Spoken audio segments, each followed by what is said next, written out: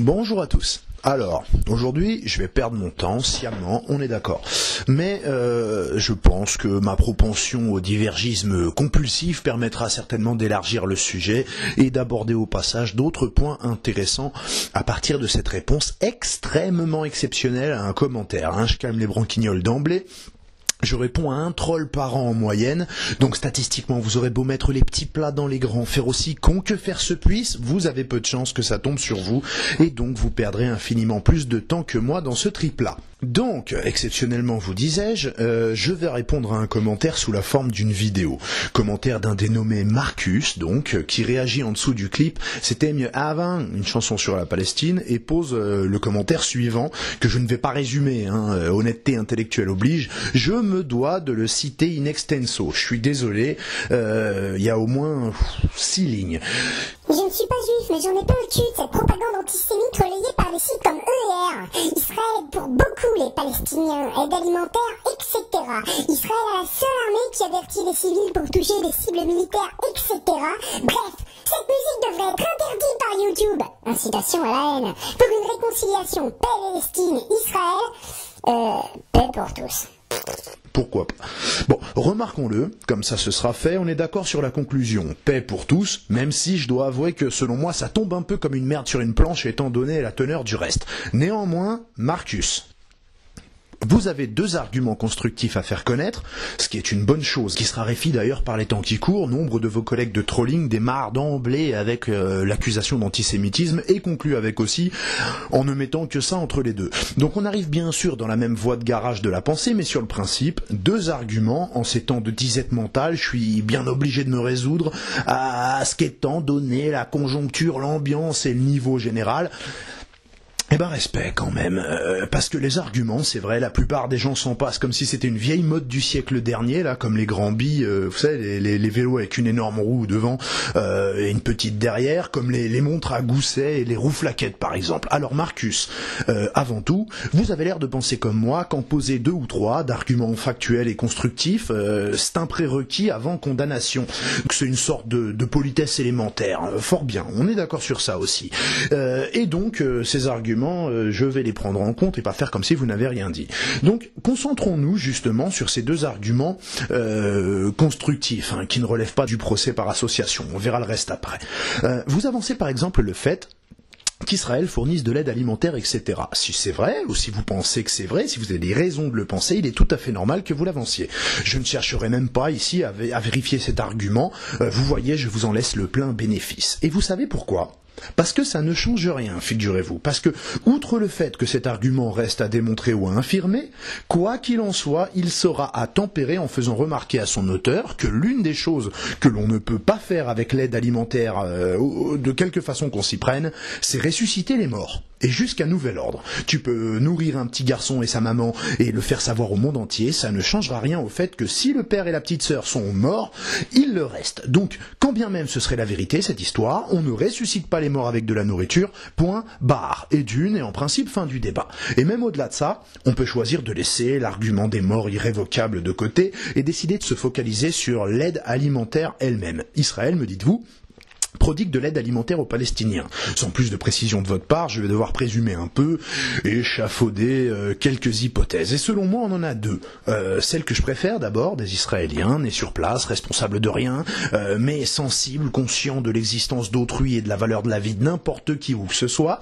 Comment on dit ça ? Humains, quoi. Ouais, c'est ça, des gens normaux. Donc comme les objecteurs de conscience israéliens qui risquent la prison, tout ce que tu veux, plutôt que d'aller tirer sur des gens, eh bien, si ce genre d'Israéliens ont monté une ONG locale qui tente de faire ce qu'elle peut pour aider d'autres gens, sans pouvoir pallier bien sûr la pénurie maintenue par le blocus que leur gouvernement refuse obstinément de lever, et c'est pour ça qu'ils ont certainement pas voté pour, eh bien, autant c'est beau de leur part et c'est bien de leur part, autant ça ne fait que renforcer le besoin et la nécessité d'alerter les gens sur la méchanceté délirante de ce gouvernement de brute épaisse. Soit, deuxième hypothèse, c'est l'État israélien qui gère tout ça, et on a alors affaire à une complémentarité paradoxale assez obscène, mais logique, entre entre le blocus sur Gaza et l'aide alimentaire qui débouche donc de fait sur une mise sous tutelle générale de la bande de Gaza à qui l'on interdit d'importer ou d'exporter, dont les surfaces cultivables s'amenuisent et qui ne peut pas aller pêcher à plus de 12 miles de ses côtes et qui de fait manque de nourriture, de ressources, de moyens de vendre quoi que ce soit et de commercer, et à qui l'on propose donc une aide alimentaire bien utile pour survivre certes, pour la population qui en bénéficie, mais aussi extrêmement utile pour avoir un argument massu à bégayer en zozotant sur les plateaux de télé. Ça me titillait. Bon, donc crever les pneus du voisin, les 4, et lui en offrir un pour aider le lendemain, 3 mecs qui te pètent la gueule et te laissent des compresses et des pansements, bon, on s'est compris, tu vas faire la gueule quand même. Ensuite, Tsahal prévient les gens avant de les bombarder. Bon. L'argument numéro 2 sur 2 peut se discuter également, puisque s'il est vrai que le Hamas ne prétend pas prévenir les civils qu'il cible, ce qui semble indiquer leur intention de les tuer, je vous l'accorde, il n'arrive très souvent à tuer personne dans les faits, alors que Tsahal, oui, prévient avant, ce qui semble indiquer qu'il ne cible pas des civils, mais ils en tuaient des centaines par jour, je me l'accorde tout seul. Donc le résultat au bout du process, c'est 3 morts sans prévenir contre 3000 morts en prévenant. Eh oui, mais ça change tout, parce que les aérofrappistes de Tsahal nous dit-on, ils préviennent avant. Alors après, largage de tracts, piratage des radios et des télés, haut-parleurs fixés sur des hélicoptères qui quadrillent la zone, télépathie, on ne sait pas vraiment comment ça fonctionne. À moins que le camp, qui ne fait que se défendre et qui est le seul à pouvoir survoler et surveiller l'espace aérien d'en face, mais qui est en danger quand même, ait quelque part en plus sur une base de données tous les numéros de portable palestiniens et leur géolocalisation précise en temps réel, et puisse donc envoyer des messages à qui de droit le moment venu et sans oublier personne, selon si il se trouve dans la zone à détruire ou pas. Ce serait le plus efficace à mon avis pour prévenir les populations, et puis en plus ce serait fort techniquement, ce serait pas très moral, point de vue vie privée, etc. Mais ça renseignerait encore plus également sur le rapport de force technologique en présence duquel nous nous trouvons. Mais bon, j'attends plus de précision, mais j'ai appris à être déçu. Soit, au bout du raisonnement, prévenu ou pas prévenu, si on préfère compter les morts que les tracts ou les SMS pour prévenir, on peut se demander si les Palestiniens ont vraiment quelque part où fuir. En Égypte, pas moyen. Bloqué. En Israël, t'es sérieux, bloqué. Dans la mer, pourquoi pas, mais sans dépasser les 12 miles nautiques fatidiques, parce que à 12 miles, 2, touché, coulé. Donc vous voyez, on peut discuter de tout. On pourra même se demander si le pyromane de Plouc-sur-Yvette pourra plaider comme quoi. Oui, mais moi, monsieur le juge, moi, écoutez, j'ai là un accusé de réception qui date du matin même, un recommandé que je leur avais envoyé, caché de la poste faisant foi. Ça fait 30 lettres que je les avais prévenus. Le 12 décembre, votre maison, elle va cramer. Alors moi, je suis là, on me traite comme un assassin, comme un criminel, mais j'ai fait ma part du boulot, moi, monsieur le juge. C'est eux aussi, là, ils pouvaient pas se barrer. Ah, mais je suis d'accord avec vous, Marcus, ça se plaide. Bon. Vous auriez sûrement un contre-argument valable, j'aurais sûrement quelque chose à dire aussi. J'apprendrai peut-être des trucs, peut-être que vous aussi, mais bon. Tiens, c'est là que je vais digresser un petit peu. Faites ce que vous voulez en attendant, ou écoutez, pourquoi pas. Ça m'a fait penser à l'argument récurrent, là, Tsahal. Ils en ont fait des pancartes, pour qu'on comprenne bien, parce que c'est leur truc, les pancartes. Ils sont de plus en plus forts en pancartes. Au début, c'était un peu foireux, mais là, il y a un net progrès, quand même. Le message est extrêmement astucieux. Israël utilise ses armes pour protéger ses civils, le Hamas utilise ses civils pour protéger ses armes. Franchement, c'est bien trouvé. Ça incrimine le Hamas, qui sacrifie sa population, et ça dédouane Tsahal, qui protège la sienne, et du coup, vise uniquement des armes. Et franchement, niveau slogan, c'est de la punchline de compétition. Tu sors ça un rap battle, les mecs dans la foule, wow, en école de pub, pareil, pop, pop, pop, pop. Sauf que, aussi malin que ce soit, aussi bien trouvé que ça puisse être, ça fonctionne que sur le principe. Parce que, d'accord, Israël ne cherche qu'à protéger ses civils. D'accord, Hamas ne cherche qu'à protéger ses armes. Et donc, d'accord, on comprend ainsi qu'Israël ne cherche qu'à bombarder des armes et que s'il tue des civils, c'est la faute du Hamas. Sauf que dans les faits, sur le terrain, les civils du Hamas sont effectivement morts, que Tsahal ait visé des armes ou pas, et les civils israéliens ont effectivement été protégés, que le Hamas ait visé des civils ou pas. Et les armes du Hamas, visiblement, c'était pas intelligent de croire qu'on les protégerait en mettant des civils autour ou par-dessus, puisqu'elles doivent être détruites dans cette planque-là, puisque les civils, eux, sont morts et que les 3 pâtés de maison alentour sont par terre. Même si c'est pour protéger les siens de civils, et que le Hamas avait effectivement planqué des armes là, Israël a frappé quand même, puisque C'est bien ça qu'on nous dit et qu'on nous répète, que le Hamas planque ses armes au milieu des civils. C'est bien pour pouvoir expliquer qu'on souhaitait pas tuer ces gens. Mais si on a envie d'expliquer ça, c'est qu'on les a tués quand même. Mais bon, on nous dit qu'on visait des armes et que ça aurait été propre si le Hamas était pas machiavélique. C'est vrai, les gens sont chiants et ils pouvaient pas trouver un terrain vague, bien dégagé, entreposer les armes à ciel ouvert, réunir tout le personnel du Hamas, tout le monde, et déployer une banderole visée ici. Comme ça, nous on passe,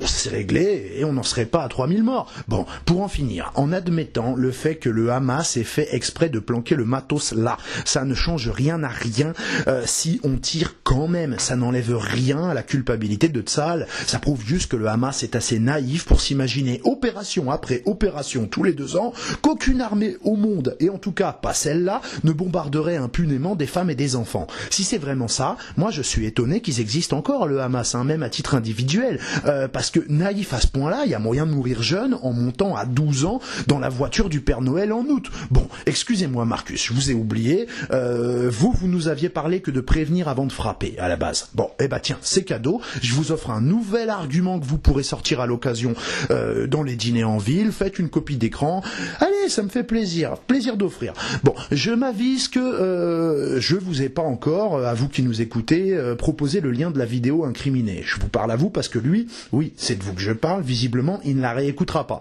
Il n'a pas eu besoin de l'écouter une fois pour démouler son commentaire usiné, il a donc pas de raison de la regarder pour essayer de comprendre en quoi son commentaire est risible et déprimant à la fois, car tellement caractéristique de l'ère du temps. Mais bon, je vous mets le lien, si vous me connaissez pas, cliquez dessus maintenant, sans ça écoutez après, si c'est pas déjà fait, parce que si vous me connaissez, et ce sera le cas de la plupart d'entre vous, puisqu'on est à 4000 abonnés pour environ 3 à 4000 vues en général, bon, si vous me connaissez, vous avez même pas besoin de voir le clip pour savoir que ce commentaire porte une accusation éminemment ridicule. Je dis 4000 vues, forcément, je parle hors relais de E et R et de Croix, etc., que rappelle Marcus dès le départ, ce qui tend, selon lui, indubitablement à prouver que ce clip est indécrotablement fasciste, antisémite, nauséabond, et tout le copyright. Alors, soit dit en passant, à propos de R, Croix et d'autres que je remercie pour le relais, je serai une pourriture parce que ces pourritures me relayent. Bon, même si on tient pour valable le principe de culpabilité par contamination, à la base, il faut avoir démontré en quoi ces gens-là, qui font office d'objets contaminants, seraient les pires des pourritures, et surtout en quoi ils seraient plus pourris que les grands de ce monde, côté camp du bien. Parce que selon les critères qu'on retient pour classer les gens, salopards, pas salopards, mec bien, sale type, si ça se joue pas que sur le fait d'être nauséabond et de rappeler les épisodes les plus de l'un, ça va se compliquer. Va falloir trouver de nouvelles techniques de fumistosophisme, au Chuspa Aikido, va falloir inventer des nouveaux katas, parce que vous direz ce que vous voudrez, mais Soral, Dieudonné, Joe le Corbeau, ils vous font peut-être dégueuler, mais en termes de morts causées, décidées, provoquées par eux, que ce soit en France ou en Israël, par rapport aux morts décidées, constatées, réitérées par guerre civile de déstabilisation, par bombardo-humanitarisme ici ou là, ou par simple lèche-cutisme atlantiste, on est sur un rapport de 0 mort à combien de centaines de milliers de victimes innocentes, sérieusement. Si on se base sur les faits, si on prend le sang innocent sur les mains ou pas pour juger du fascisme ou de l'humanisme de chacun, ils se situent où, du coup, Soral et Dieudonné avec leur quenelle de la terreur par rapport aux fréquentables qui ont mis à feu et à sang la Syrie, la Libye, l'Irak, dernièrement l'Ukraine et l'Afrique d'une façon plus constante à travers l'histoire. C'est Mbala Mbala qui fait crever les gens sur Terre? C'est Joe le Corbeau? C'est Soral? Qu'est-ce qui se passe? Donc déjà, je préfère être relayé favorablement par ER que par BHL ou son petit personnel au Quai d'Orsay, parce que l'idéologie qu'on leur prête à tous, là, comme s'ils étaient tous d'accord, les bêtes immondes, eh bien, leur idéologie, quelle qu'elle soit, elle peut au moins se targuer de n'avoir encore tué personne. Elle. Bon, pourquoi je vous dis ça déjà?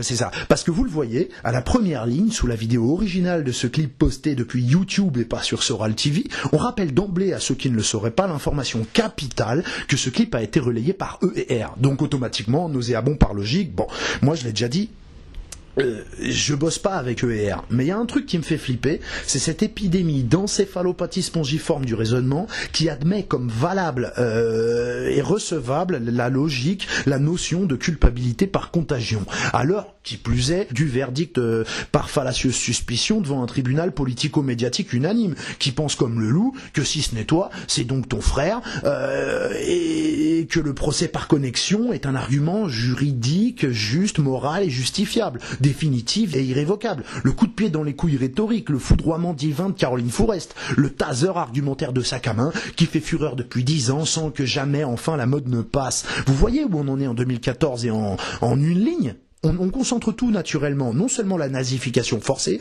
mais en plus la nazification forcée par simple connexion ou par simple partage internet. Ça fait 10 ans que ça dure comme ça. Bricmont, nazi, négationniste, parce qu'il a été l'un des invités d'une conférence je ne sais où, sur je ne sais quoi, où il y avait pas de peau, je ne sais qui. Colomb aussi, parce qu'il connaît Bricmont déjà, c'est une bonne raison, et que sur les médias mensonges, il tombe certainement d'accord avec la dissidence, et donc aussi avec Soral pour le coup, sur une certaine lecture des guerres impériales. Asselineau même, puisqu'il a donné une conférence dans une salle de Serge Ayoub. Il s'est fait traiter aussi de mec d'extrême droite. Comme quoi, et je l'avais déjà dit, ça ne sert à rien de montrer patte blanche et de fournir des certificats d'inoculation contre la rage soralienne. Le jour où on entendra parler de vous, vous serez des nazis, comme tout le monde et d'une façon ou d'une autre. Mais c'est marrant, Marcus, dans l'autre sens, ça ne marche jamais. Le fait que Soral donne une conférence avec Gilad Atzmon ou Jacob Cohen, Ginette Scandrani, ça le décontamine pas. Tu invites un antisémite, ça prouve que tu l'es. Mais même si tu invites un interlocuteur juif et que vous respectez, que vous tombez d'accord sur un tas de choses, t'es antisémite quand même. Ça marche pas dans l'autre sens en fait. Ça s'en va jamais la moustache d'Hitler. C'est indélébile. Donc raison de plus pour être bien prudent. Donc on va revenir au sujet, mais juste avant ça, un dernier truc puisqu'on entend me faire vaciller en portant à la connaissance générale qu'horreur, égalité et réconciliation, à relayer ce clip, ceci signifiant donc cela, alerta. Sauf que cette vidéo a été relayée par ER, d'accord, réputé d'extrême droite, comme à peu près tout ce qui s'oppose au PS en 2014, d'accord. Bon, mais Laurent Fabius, lui, il a pas relayé un tweet, il a pas relayé un clip, il a serré la main d'Avigdor Lieberman. D'extrême droite reconnue. Les partisans de ce mec-là, en matière d'extrémisme racial, attention, pousse-toi de devant. Y en a, ils te sortent tout naturellement. L'extermination totale des Arabes. Voilà la solution. Comme ça, spontanément, s'il te plaît. Interroge un mec du FN avec une caméra dans une réunion dans la rue. Avant qu'il t'en ponde une pareille, il va falloir que tu cherches. Il va falloir que tu cherches bien. C'est autre chose comme extrême droite. Faut déjà te représenter ça. Et Avigdor Lieberman, Fabius, il a tenu une conf d'up avec une conférence de presse. Alors, il est d'extrême droite du coup, le Parti Socialiste. Par contact avec Fabius, qui a été en contact avec l'extrême droite israélienne, ça a pas l'air de te choquer plus que ça. C'est le patron du parti d'extrême droite local, et je te le répète, c'est autre chose qu'ici, mon pote, que tu le veuilles ou non. Des manifestations violentes à plusieurs centaines de personnes contre les immigrés devant leur maison, ça s'est pas fait chez nous, et fort heureusement. Il paraît qu'on est 40 millions de pull à haine et que ça fouette jusqu'au fin fond de l'espace, mais visiblement, sur la haine et l'extrême droite, non plus, on n'est pas compétitif à l'international. Je t'en foutrais des procès par contamination. Et l'État français, qui comme toi arrête pas de chercher la petite bête immonde là, le pouls d'extrême droite sur toutes les têtes qui dépassent, à nous chercher les lentes en nous labourant le crâne avec un peigne, à nous épouvantailler avec des Marine Le Pen et l'extrême droite qui serait aux portes du pouvoir, alerta, ça le dérange pas de chanter des chants d'amour à un gouvernant qui a donné un ministère clé au leader de l'extrême droite locale. Mais là, ça fonctionne plus, la culpabilité par contamination, par association.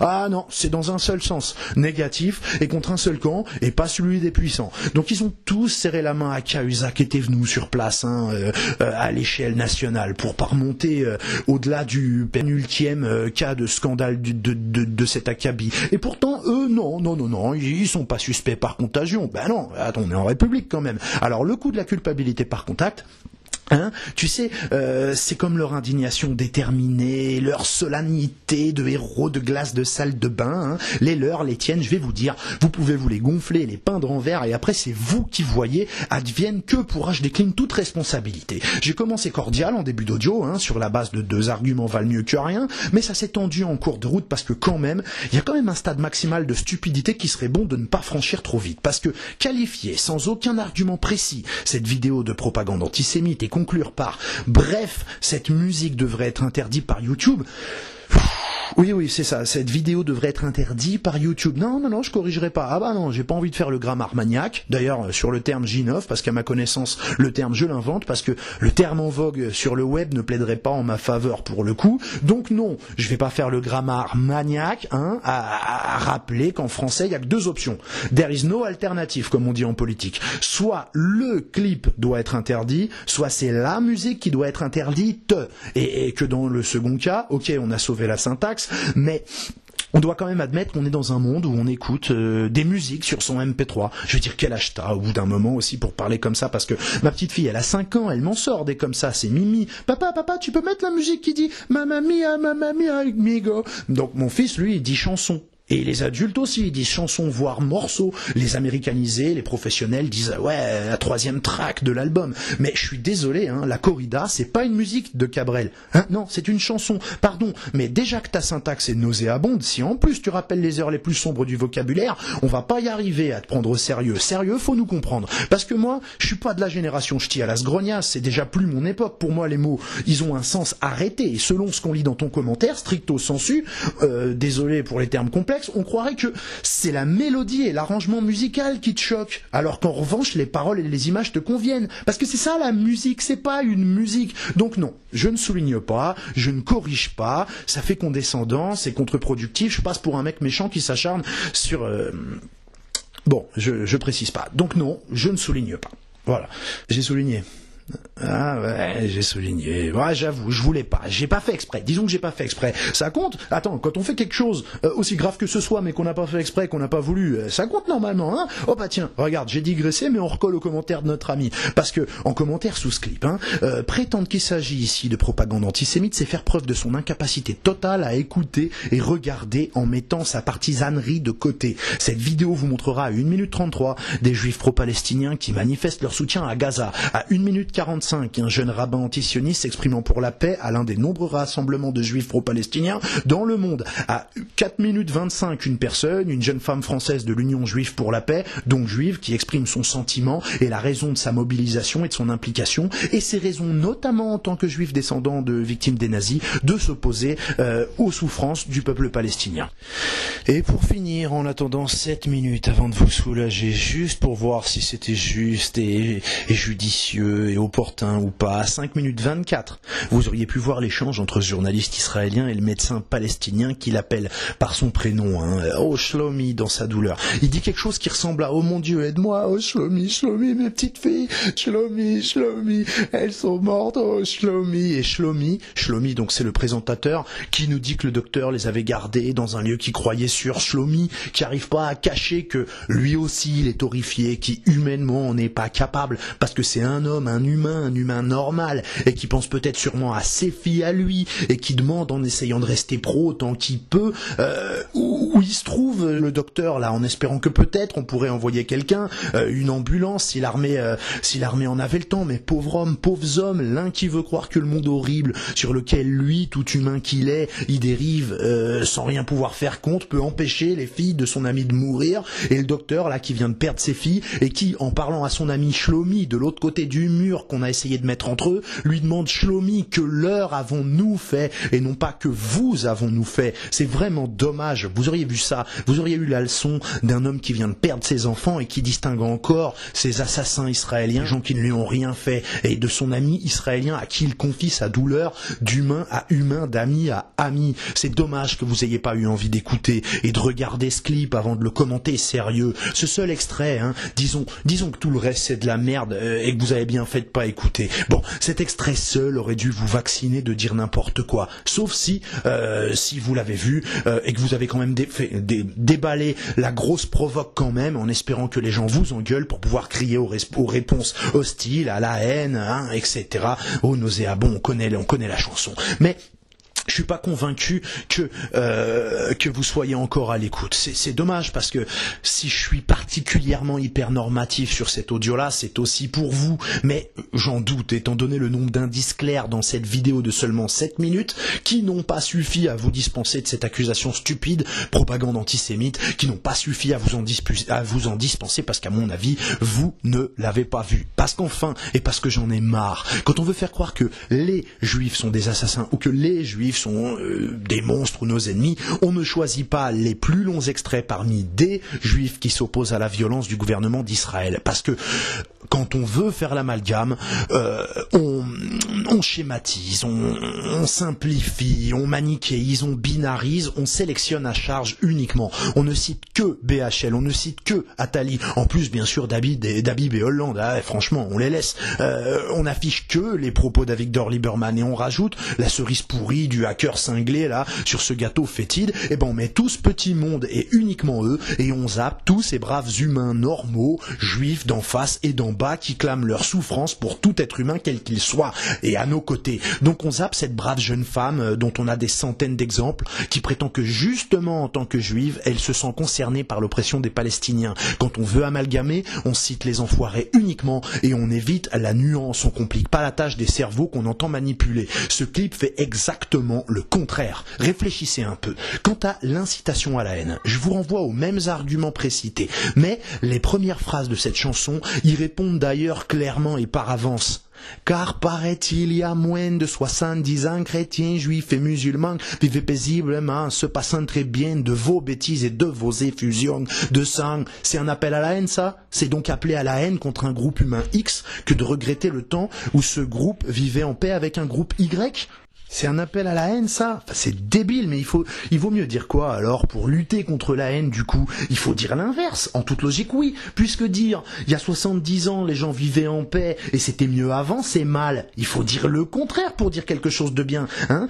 Dire le contraire, ça doit logiquement vouloir dire quelque chose de bien. Ça a l'air con comme théorème, mais si on le teste, regarde, t'es encore là? Marcus, je fais pas la vidéo rien que pour toi, on est d'accord? C'est un peu technique, mais quand même, regarde, en plus là, je trouvais un exemple, c'est fastoche. Regarde ce théorème.